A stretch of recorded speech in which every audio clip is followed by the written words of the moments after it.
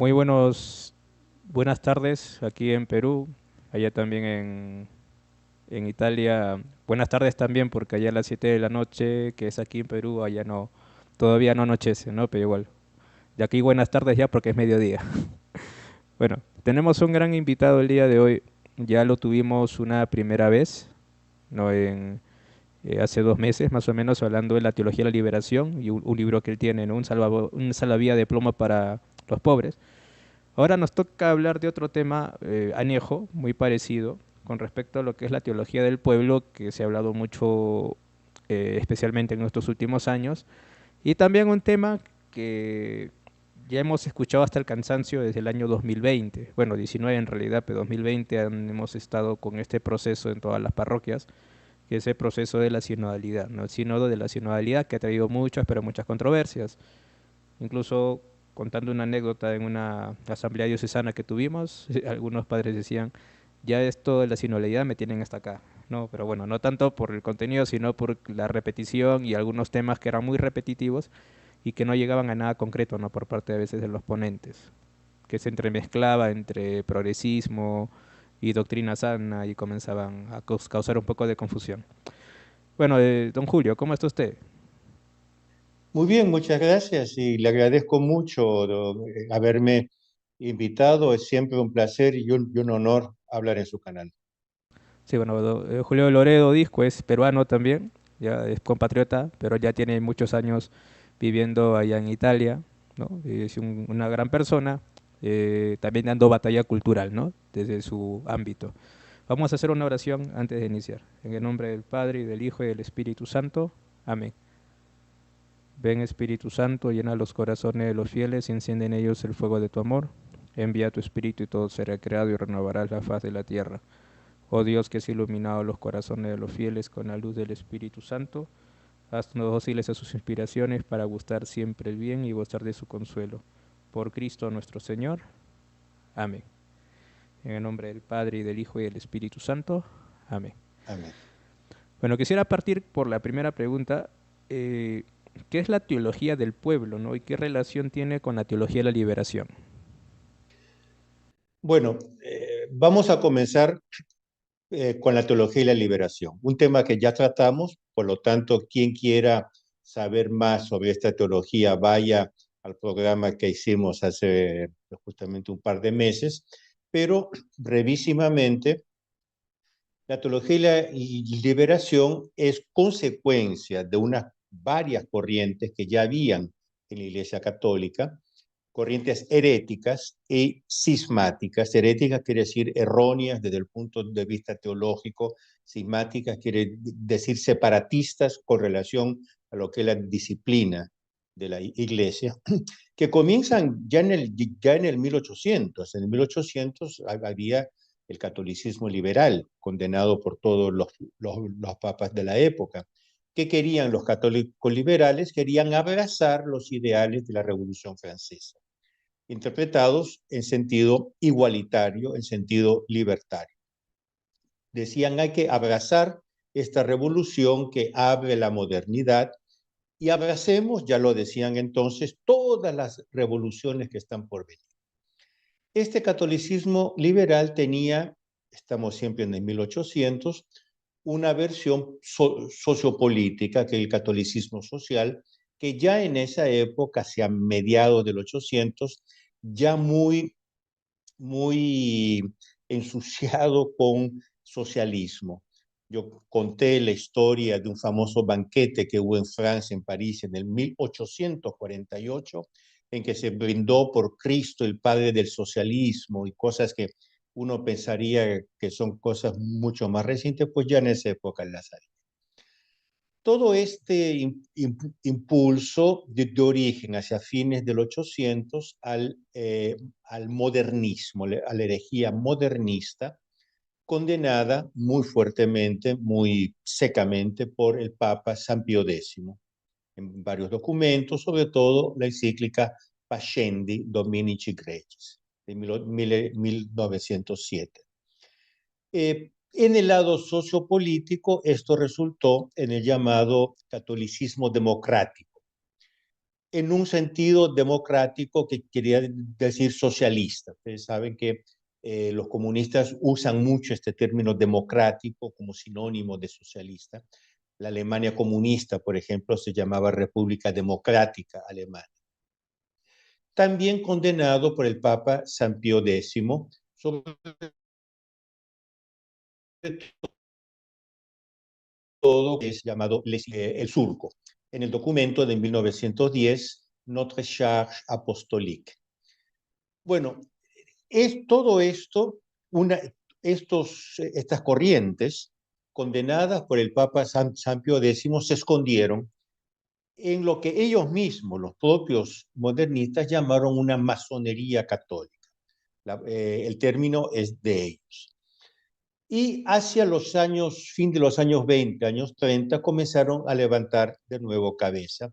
Y esto resultó en una corriente que se llamó la nueva teología. Se llamó en francés Nouvelle Théologie. Padre Gustavo Gutiérrez, padre Gustavo Gutiérrez, por ejemplo, era el capellán de la UNEC, Unión Nacional de Estudiantes Cristianos o Católicos, en Lima. Bueno, ¿qué es lo que es el común en todas estas corrientes? Común en todas estas corrientes es tenemos que abrazar la historia en la medida en que está siendo hecha en nuestros días. Y para ellos la historia, en la medida en que está siendo hecha en nuestros días, eran las revoluciones socialistas, las revoluciones comunistas, incluso Cuba, la Unión Soviética, etc. Y montan toda una pseudo justificación teológica para aceptar esas revoluciones, diciendo que Dios se revela a través de la historia. Entonces tenemos que ir a la historia para encontrar a Dios, no en la revelación de las Sagradas Escrituras o en la tradición como en la doctrina católica. Entonces, bueno, esta corriente, esta gente que estaban fabricando, estaban montando eh, los cimientos, los comienzos de la teología de la liberación, comenzaron a reunirse en congresos internacionales. El primero fue en el 64 en Petrópolis, Brasil.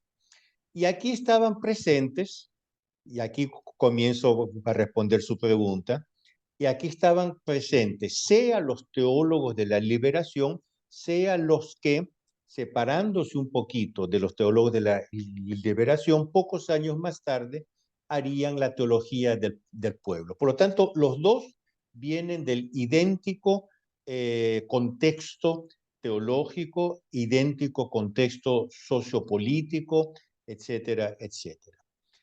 Entonces, junto con Gustavo Gutiérrez, Leonardo Bosch, Clodovis Bosch, etcétera, estaban Lucio Gera, Rafael Tello, Justino O'Farrell, Juan Carlos Scanone, Carlos María Galli, todos ellos que son los argentinos que han hecho esta teología del pueblo. Entonces, a un cierto punto, año 67, estos argentinos, junto con un uruguayo muy importante en esta corriente, que es Alberto Metol Ferré, se separan de los teólogos de la liberación, asumen la esencia de su doctrina, ahora la vamos a ver, pero contestan algunos aspectos de su doctrina, de la teología de la liberación. Por lo tanto, y esto es pacífico, incluso ellos mismos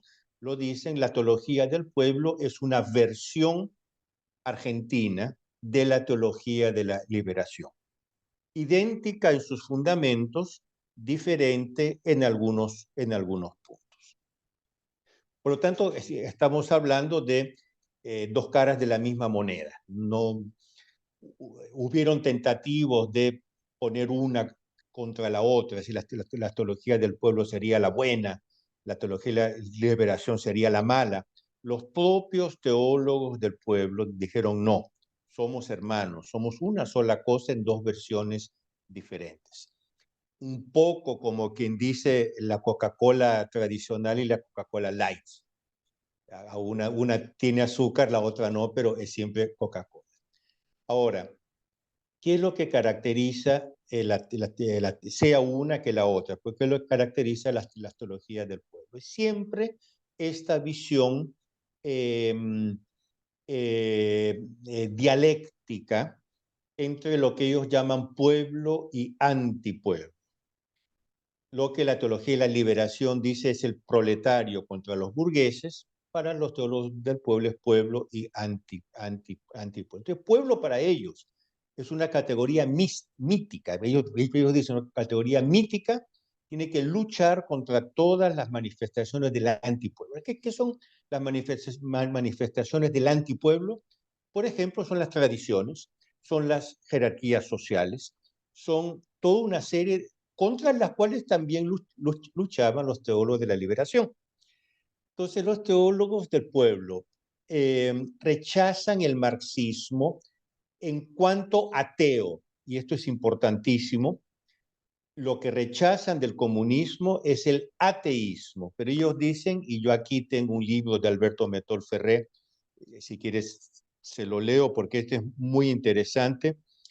Lo que es más válido en el marxismo es la crítica al capitalismo, no es su ateísmo. Por lo tanto, ellos condenan al capitalismo sin apelación. El capitalismo hay que destrozarlo, hay que condenarlo, hay que destruirlo. El marxismo, ellos dicen, amó al pueblo.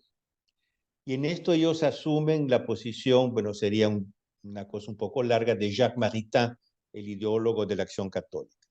El marxismo amó al pueblo. Entonces, si yo le limpio el ateísmo, el marxismo yo lo puedo usar tranquilamente.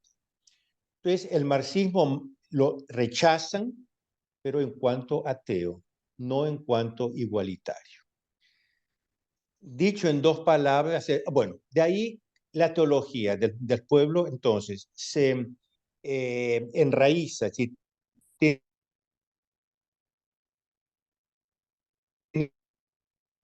eso, un fenómeno típicamente que comenzó con Getúlio Vargas en Brasil con la revolución de 1930. Perón es el populista, digamos, clásico, típico, y es del peronismo. Toda esta gente viene del peronismo de izquierda. Y otro representante de este populismo era nuestro Aya de la Torre, Raúl Aya de la Torre, que era una corriente populista que pasaba del fascismo al socialismo, lo que une socialismo y fascismo establo contra el antipueblo.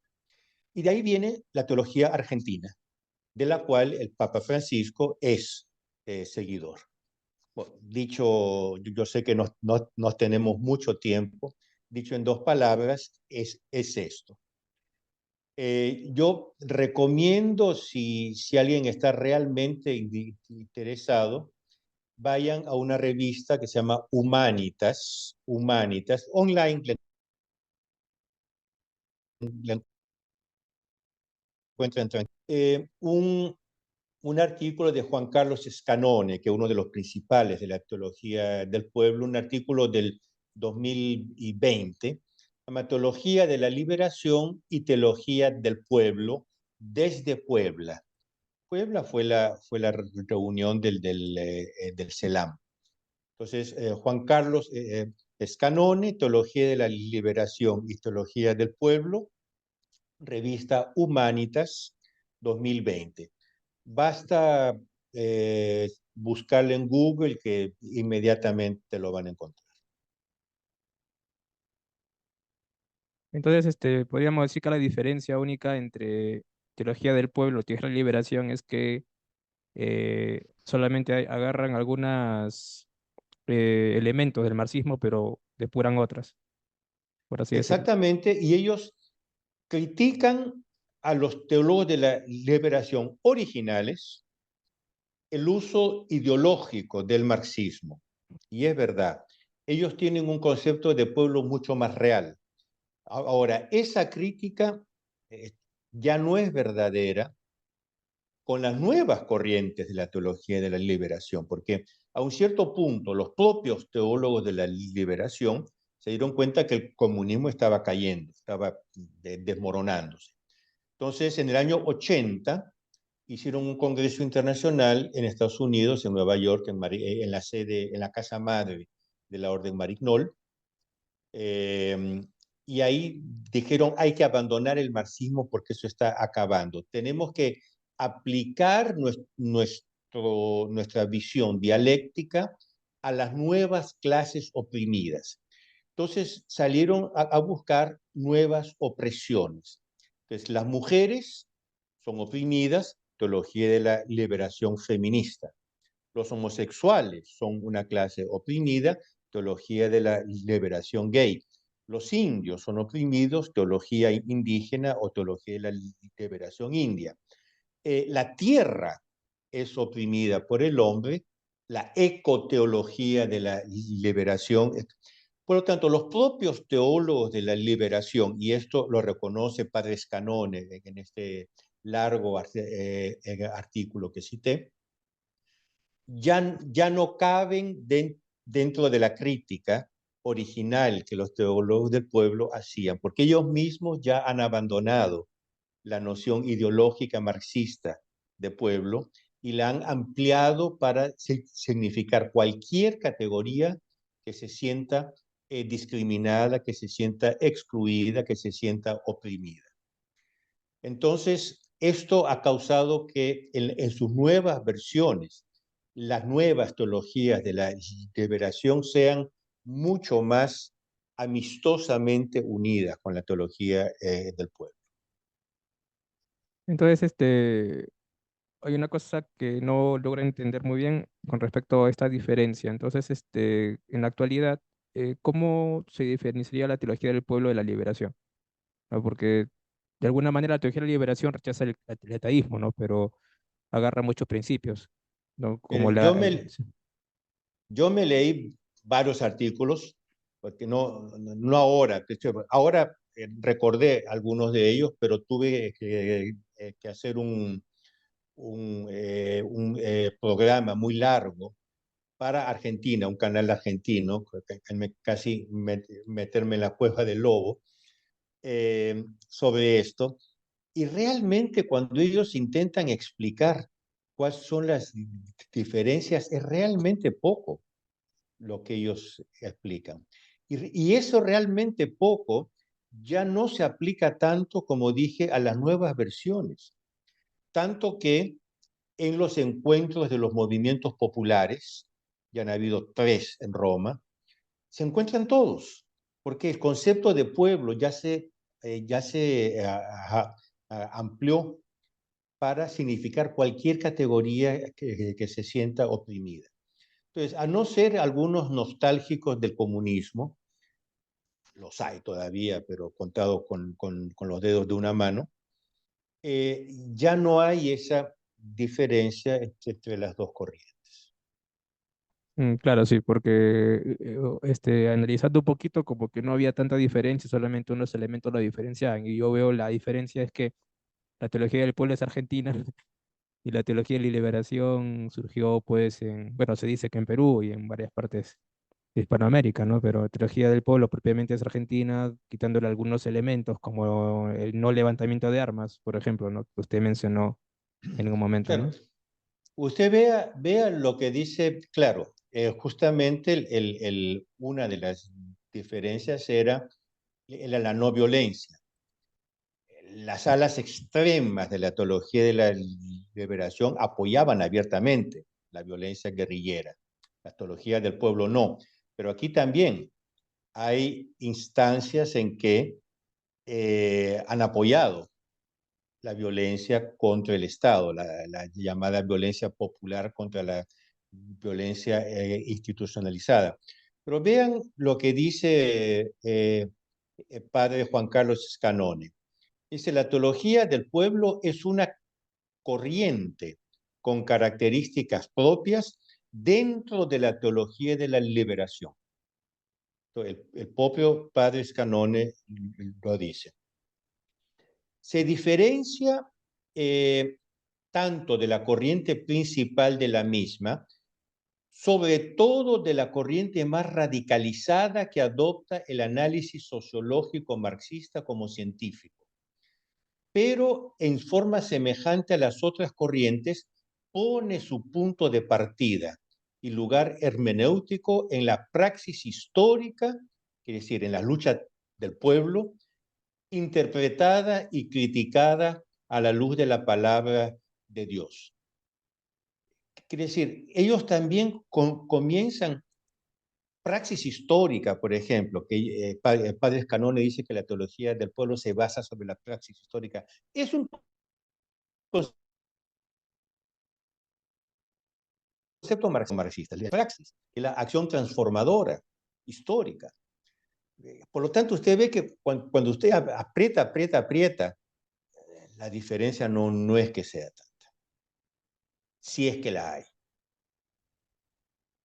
Ok, sí, de hecho que uno dice, pero no hay mucha diferencia, entonces es casi lo mismo, me decía un sacerdote, ¿no? Bueno, es la misma teología de la liberación, pero disfrazada simplemente una teología Exacto. No, es una totalmente corriente, urgente, ¿no? es lo que él dice, es una corriente dentro de la teología de la liberación.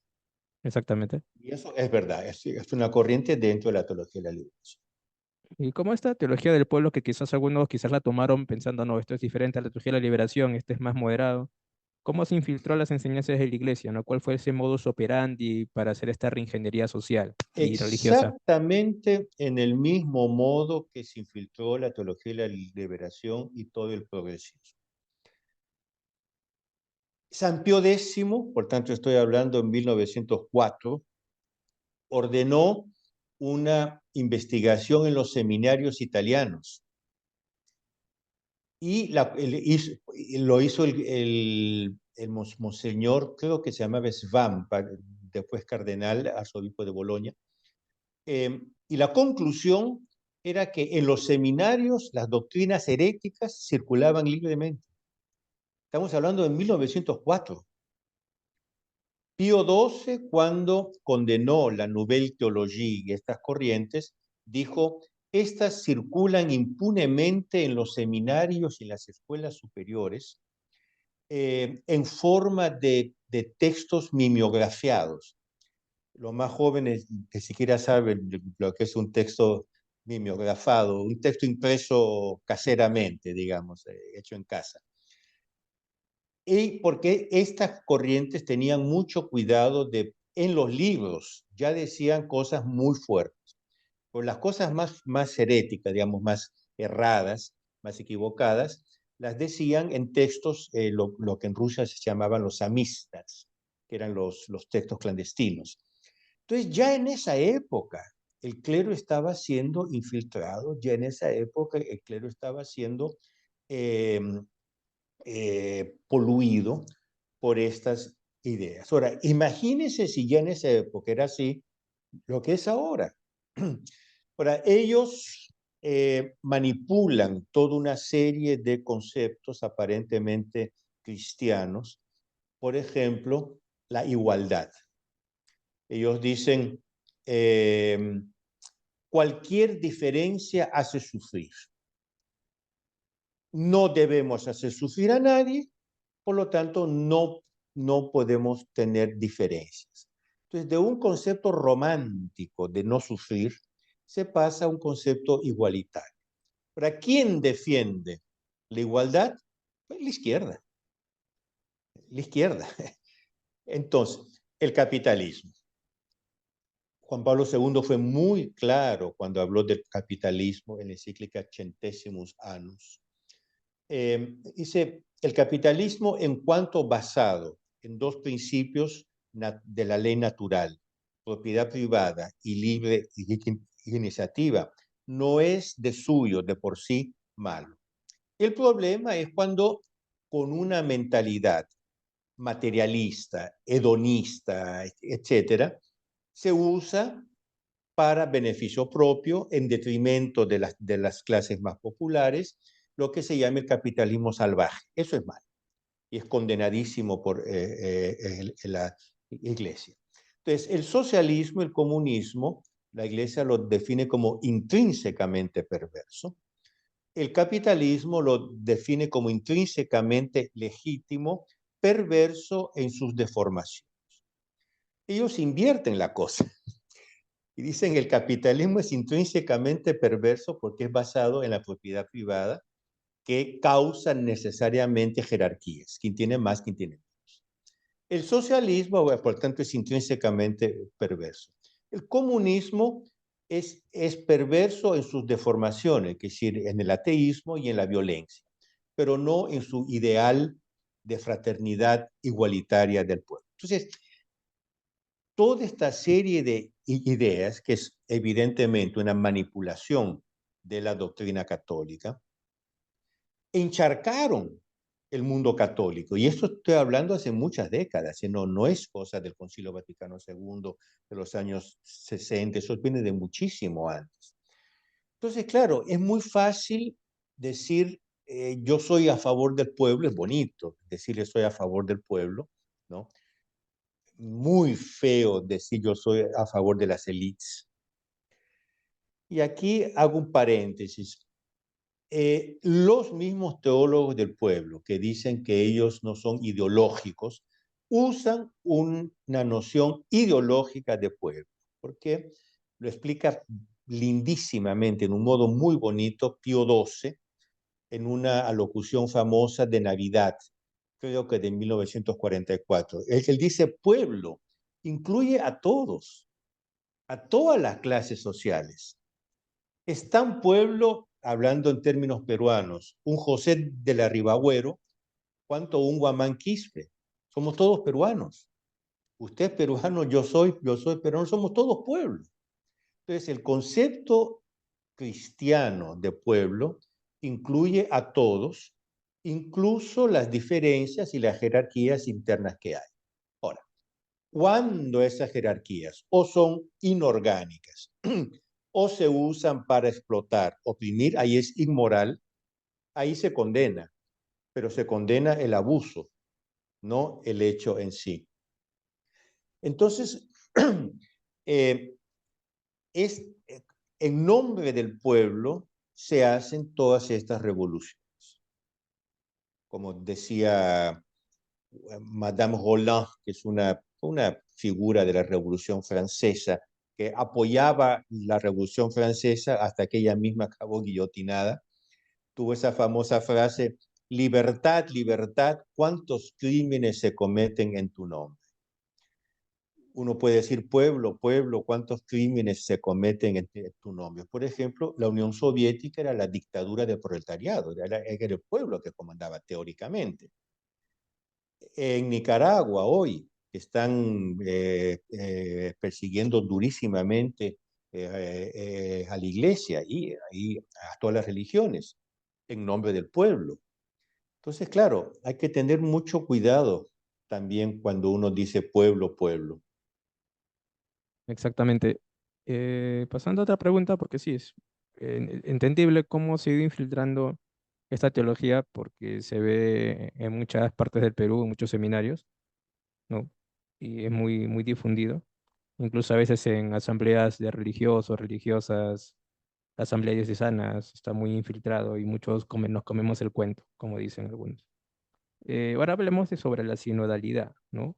Eh, bueno, usted hace poco con José Antonio Ureta hizo un libro que es el proceso sinodal, ¿no? Una caja de Pandora. ¿Por qué sería este proceso una caja de Pandora? Esa es la pregunta. Entonces, muy rápidamente, este es un libro que ha sido publicado en 8 lenguas ya, con otras 3 lenguas en preparación. Es un libro que salió el 22 de agosto, ya fue difundido en todo el mundo, ha tenido repercusiones enormes, pero desde el New York Times y Washington Post, estoy hablando de repercusiones al más alto nivel periodístico. Todos los vaticanistas y los especialistas en cosas del Vaticano, aquí en Italia y en Europa, están hablando. La semana pasada di una entrevista a un canal inglés, por ejemplo, sobre la sinodalidad. Incluso el Papa Francisco habló de este libro, del cual soy coautor con José Antonio Ureta, que es un chileno.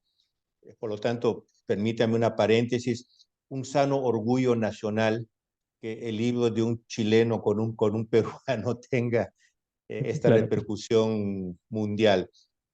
Pero bueno, el propio Papa Francisco le hicieron una pregunta en el vuelo de regreso del viaje apostólico que él hizo en Mongolia. Un periodista español le preguntó, ¿qué piensa usted de este libro? Y él respondió, pero bueno, el libro es sobre la sinodalidad. Esta es la versión original italiana. Como dije, existen 8 lenguas con otras 3 en preparación. Sinodalidad es un término absolutamente nuevo. No existe ninguna base ni teológica ni canónica para el término sinodalidad, y la propia Comisión Teológica Internacional, que es una comisión de teólogos que depende del Papa, que hace justamente estudios teológicos, ellos mismos dicen, es un término completamente nuevo para el cual no hay ninguna base, ni teológica ni canónica. Lo único que se podría decir es que traduce una palabra rusa, sobornost, que quiere decir reunión sinodal, es decir, consejo.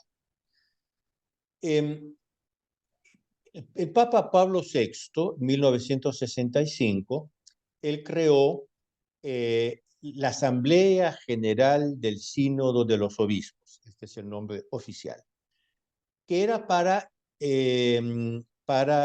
implementar, para aplicar el concepto de colegialidad, que es un concepto introducido en el Concilio Vaticano II. Por lo tanto, el concepto de colegialidad sí tendría una base en el magisterio en cuanto está mencionado en el concilio.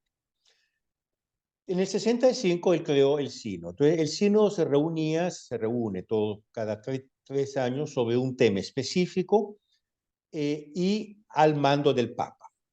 Y no tiene poder decisional, es decir, lo que el sínodo concluye va al Papa, el Papa entonces hace una exhortación apostólica postsinodal, y esto ya es magisterio porque es un documento del Papa. En 2015, por los 50 años de la institución de la Asamblea General del Sínodo de los Obispos, el Papa Francisco anunció profundos cambios en el sínodo, profundísimos, que los aplicó en el 2018 con un decreto, Episcopales Communio se llama. El sínodo pasa a ser, primero, ya no de los obispos, sino de todos los fieles. Todo el pueblo de Dios tiene que ser oído, porque todo el pueblo de Dios, esto lo dice la Comisión Teológica Internacional cuando explica el sínodo, el pueblo de Dios es infalible. Es lo que se llama en teología, y esto es ya teología clásica, infalibilitas incredendo, esto es latín, infalibilitas incredendo quiere decir infalibilidad en la fe, que se distingue de la infalibilitas indocendo, la infalibilidad del magisterio, de la enseñanza, que es la de la jerarquía y especialmente la del Papa. Entonces, como todos somos infalibles, el pueblo de Dios en su conjunto es infalible, hay que escuchar al pueblo de Dios. Entonces, este es un primer cambio. Un segundo cambio es que este próximo sínodo, que se va a reunir de aquí a un mes, aquí en Roma, no va a tratar sobre un punto u otro, como lo hacen todos los sínodos. Va a tratar de toda la estructura de la iglesia. Y esto es importantísimo, porque va a tratar de todo. Y tratando de todo, va a poder cambiar todo. Ahora le explico el por qué y cómo. Y un tercer punto, querido por el Papa Francisco, es que el sínodo se convierte en un cuerpo permanente. Entonces hay la fase consultiva, la fase celebrativa, que es decir, la asamblea, y la fase aplicativa, que se convierte nuevamente en fase consultiva, que da en fase celebrativa, que da en fase y el sínodo se convierte en un proceso, esta es la palabra justa, en un proceso sinodal. Entonces la iglesia se transforma se debería transformar en la visión de los promotores de esto, en, en un cuerpo democrático. Ellos quieren construir, y lo dicen así, una nueva iglesia constitutivamente sinodal. Si la iglesia es una santa católica apostólica, ellos dicen y sinodal, es decir, democrática. Ahora, para escuchar al pueblo de Dios, ellos dicen hay que escuchar muy especialmente lo que ellos llaman las minorías marginalizadas. ¿Y quiénes son las minorías marginalizadas? Homosexuales, LGBT, gente que convive sin estar casada, matrimonios polígamos. ¿Qué cosa quiere decir matrimonios polígamos? Está en los documentos del sínodo. Mujeres, minorías étnicas, minorías lingüísticas, etcétera, etcétera. Entonces hay que escuchar lo que estas minorías marginalizadas tienen que decir y hay que incluirlas, no acogerlas, ¿eh? Incluirlas. Entonces usted vea, y no podemos cerrarles ninguna puerta, porque cerrarles una puerta sería excluirlos, sería ser intolerantes, no podemos ser intolerantes. Entonces usted vea, por ejemplo, las mujeres hacen parte del pueblo de Dios, hay que incluirlas en la iglesia totalmente. Ahora, para incluirlas, como dicen radicalmente, esta es la palabra que ellos usan, inclusión radical, para incluirlas radicalmente no se les puede cerrar ninguna puerta. Por ejemplo, no se les puede cerrar el sacramento del orden, porque si no, usted está discriminando contra las mujeres. Es como eso de inclusión y después discrimina. Entonces se va a discutir sobre la ordenación femenina, al menos diaconal. Homosexuales. Todos nosotros sabemos que la iglesia acoge con amor y misericordia cualquier persona pidiéndole que se convierta. Es la clásica fórmula que dice la iglesia acoge el pecador, no el pecado. Si un homosexual, uno que tiene tendencias homosexuales, se aproxima de usted, por ejemplo, sacerdote, se confiesa, usted lo acoge y le dice, mira, intenta de ir por la recta vía, intenta... Y eso la iglesia lo ha hecho siempre.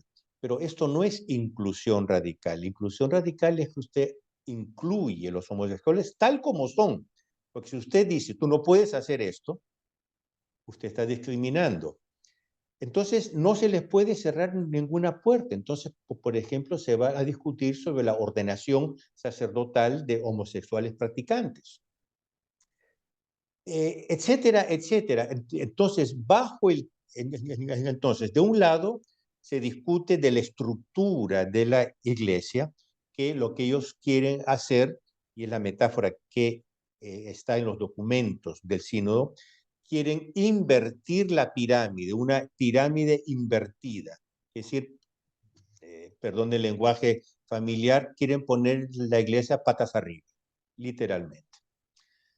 En ese poner la iglesia patas arriba, el papa y los obispos quedan abajo y el pueblo de Dios queda arriba. Entonces, los obispos ya no son más maestros, pasan a ser maestros y sobre todo discípulos. Tienen que oír al pueblo de Dios y seguir lo que el pueblo de Dios quiera. Y a su vez el Papa tiene que oír lo que los obispos reunidos en asamblea digan. Entonces, la iglesia se transforma en una pirámide invertida, en una pirámide, en una, en una estructura democrática. Ahora, para aplicar estos cambios, necesariamente hay que cambiar la doctrina.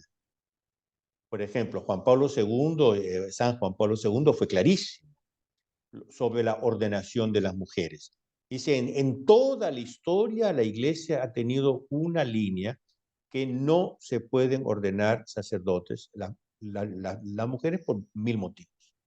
Y esto, decía el Papa Juan Pablo II, es un tema cerrado. Ahora, vienen los promotores del sínodo, por ejemplo, el cardenal Hollerich, Jean-Claude Hollerich, arzobispo de Luxemburgo, secretario general del sínodo, decir, no, esta iglesia, esta doctrina, ¿por qué no podemos revisarla? Entonces, claro, si usted revisa la estructura de la iglesia y revisa su doctrina, caja de Pandora, de ahí que lo que puede salir, sobre todo si usted sabe que hay gente que está empujando, está queriendo hacer una revolución. Y ahí tenemos la advertencia que hizo el cardenal Gerhard Müller. Recuerdan el antiguo prefecto de la Congregación para la Doctrina de la Fe, hablando del camino alemán, pero que está influyendo sobre el camino universal. Él dice, están abusando del proceso sinodal para llevar la iglesia hacia su destrucción. Entonces, el propio cardenal Müller dice, si ellos hacen todo lo que ellos quieren, van a llevar la iglesia hacia su destrucción. Entonces, este libro es un grito de alarma. Este libro explica en modo muy simple, muy sereno, muy tranquilo, muy respetuoso, porque todo el tono del libro es sumamente respetuoso y sereno, explica qué es lo que están queriendo hacer y denuncia, mire, si ellos hacen todo esto que quieren hacer, en las propias palabras de ellos, lo que va a salir al otro lado ya no es la Iglesia Católica. El libro tiene un prefacio del cardenal Raymond Burke, que es muy prestigioso, ya el antiguo prefecto de la Señatura Apostólica, que es digamos, sería el Ministerio de la Justicia eh, eh, del Vaticano. Y esto es explicado en dos palabras, lo que el libro dice y lo que el libro quiere. Sí, exactamente, porque como le decía, esto de la sinodalidad está causando mucha confusión. Ahora, la siguiente pregunta y última era, a ver, ya que usted ha hablado de esto de que la sinodalidad no, como en cuanto a término, no ha existido, no tiene base teológica, bueno, lo que se sabe es que en los primeros siglos había sínodos, había reuniones, pero no tenían este concepto, ¿no? Ahora, ¿se puede decir que con respecto a esto de la sinodalidad hay un sentido positivo, original y que ha sido malinterpretado o que ya desde sus raíces Mire, la es iglesia, perjudicial? sínodos nunca existieron, a Mm. no ser en las iglesias ortodoxas, por lo tanto, cismáticas, y no lo llaman sínodo, es decir, uno lo traduce por sínodo, la palabra es sobornos. Por lo tanto, estamos hablando de iglesias no católicas. Ahora, si se quieren inspirar a iglesias cismáticas, que lo digan. Mm. Rechazan la iglesia de Cristo para abrazar una iglesia cismática. Entonces, permitan que le digamos, bueno, entonces ustedes son unos cismáticos. Eh, la iglesia siempre tuvo cuerpos de consulta, siempre, toda la historia. ¿Qué son los cardenales? El colegio cardenalicio. El colegio cardenalicio es un cuerpo que asesora directamente al Papa en el gobierno de la iglesia. Y por ejemplo, esto lo suprimió el Papa Francisco, eh, habían reuniones en las cuales, con los cardenales, en las cuales se hacían lo que se llama extra omnes, todos fuera. Quien no es cardenal, fuera. Y los cardenales podían hablar de tú a tú al Papa y le podían decir las cosas tranquilamente, de tú a tú. El cardenal Segura, por ejemplo, cuenta mil cosas que él le dijo muy abiertamente a Papa Pío XI, con mucho respeto. Pero el cardenal, en estas reuniones, de las cuales, claro, privadas, no habían documentos, no había nada, pero, por ejemplo, el Papa se hacía decir las cosas en la cara por sus cardenales, ¿no? Concilios. El Concilio Vaticano II, que todos llaman el concilio, es el 20º concilio ecuménico de la Iglesia. Tanto en la historia han habido 19 concilios antes del Concilio Vaticano II, que quiere decir que ya hubo un primero, ¿no? Para no hablar de concilios locales, para no hablar de sínodos de las iglesias locales, etcétera, etcétera, etcétera. Usted es sacerdote. Usted sabe que exige el obispo, reúne los padres de la diócesis, se habla, se discute. Por lo tanto, la iglesia siempre tuvo cuerpos de representación, llamémoslo democráticos. No es una invención moderna de ahora. Ahora la iglesia de eso no deducía una visión igualitaria de su estructura que se llama orgánica. El primer documento sobre la estructura jerárquica de la iglesia, el primer documento papal, es del año 92, no 1992 más, 92, Papa San Clemente, la famosa carta a los Corintos. Entonces, Los Corintos, Corintos se dice en español, los Cori- corintios. Corintios. Corintios. Los corintios querían hacer una iglesia sinodal. Y el Papa San Clemente le dijo, no señor, la iglesia es jerárquica. Y hay la famosa carta a los corintios que dice, la iglesia tiene papa, obispos, presbíteros, diáconos y pueblo. Estaba vivo San Juan Evangelista, discípulo de nuestro Señor, apóstol de nuestro Señor. Si esa doctrina hubiera sido equivocada, él hubiera dicho, te equivocas, Santo Padre, te equivocas porque yo oí de nuestro Señor Jesucristo que su iglesia no era así, que era una iglesia igualitaria. Y tú estás traicionando esa iglesia igualitaria. No dijo nada, por el contrario, apoyó. Entonces, uno ve que la visión jerárquica de la iglesia no nació en la Edad Media, no nació con el decreto de Milán del emperador Constantino, viene de las épocas apostólicas. Entonces, no existe un concepto antiguo, tradicional de sinodalidad. Es un abuso, es una manipulación de un concepto que ellos quieren imponer para cambiar la iglesia radicalmente. Claro. Una de las cosas que quiero aclarar, los que vean este video, por si acaso, nosotros no nos oponemos al Papa, por si acaso somos muy católicos y católico, por eso me ordené sacerdote. No somos cismáticos por si acaso, sino que estamos analizando este problema actual que está trayendo bastantes controversias. Y otra cosa, no confundamos lo que es la infalibilidad papal, ¿ya? Porque la infalibilidad papal más que todo se basa cuando es ex cátedra o cuando afirma algo que es propiamente de la doctrina, ¿no? Eso es la infalibilidad. Por tanto, opiniones personales, el Papa puede decir, pero también se puede equivocar. En ese caso, no hay infalibilidad.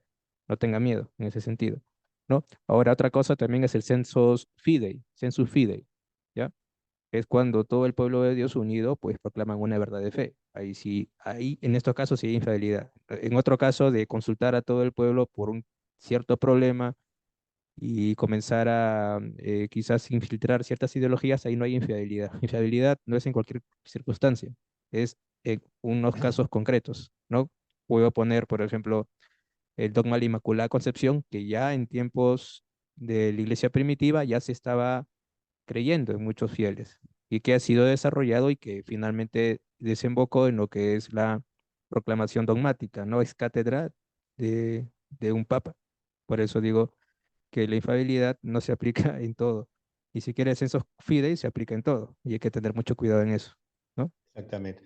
Sí, Si usted me permite muy rápidamente, mientras hablaba, encontré el canon 212 del Código de Derecho Canónico. Se tienen el derecho y a veces incluso el deber, los fieles. ¿No?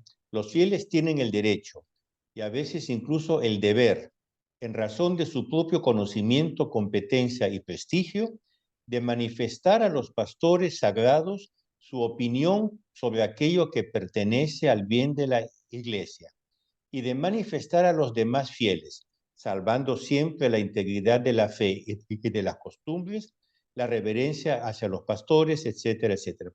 Por lo tanto, desde que se respete la jerarquía, desde que se reconozca y se respete la autoridad legítima.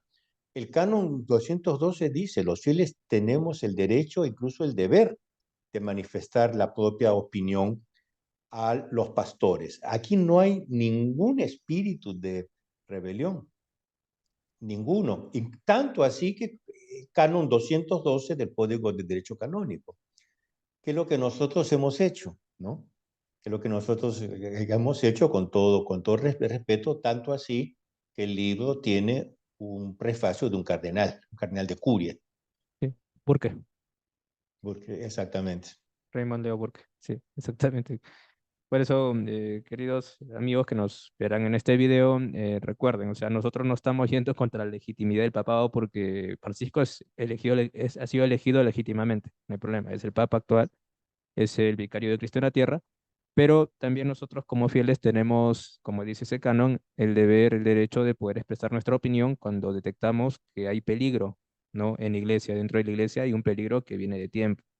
Entonces, por eso animo a que lean este libro, ¿no? El proceso sinodal, una caja de Pandora, y también que oremos mucho, porque si bien el proceso sinodal inició, pero ya el sínodo en sí mismo comienza dentro de un mes, pues no sabemos lo que el Espíritu Santo y Dios tiene para nosotros. Así que hay que esperar con mucha esperanza, orar por el Papa, orar también por los que van a participar y más que todo, pues esperar, ¿no? Qué cosas se va a ir diciendo en este sínodo, cuál es su documento final y saquemos a partir de eso unas conclusiones, ¿no?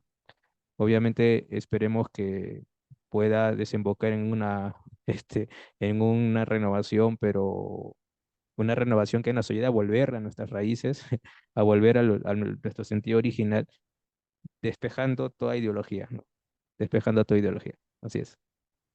Muy bien, don Julio, gracias. Muchas gracias. Teniente, gracias a usted y un saludo a todos los que nos están y que nos van a ver y oír. Muy bien. ¿Me permite un minuto en interno? Muy bien, ¿Cómo muchas no? gracias, queridos amigos, y disculpen un poquito las falencias de la conexión, ¿no? Hemos tenido problemas aquí, pero bueno, el programa sale. Que Dios los bendiga a todos y nos encomendamos a nuestro buen Padre San José. Y voy a dar la bendición. Y la bendición de Dios Todopoderoso, Padre, Hijo y Espíritu Santo, descienda sobre ustedes y permanezca para siempre. Amén. Amén.